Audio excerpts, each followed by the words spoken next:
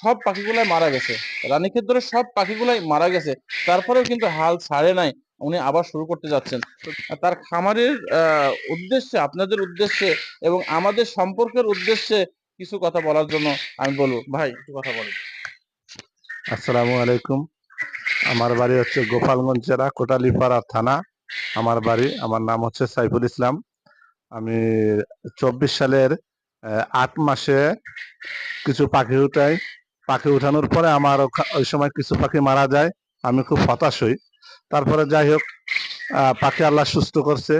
তারপরে গত মাসের 23 তারিখে আমার রানীক্ষেত হয়। আমি পর্যায়ক্রমে 2700 পাখি উঠাইছি।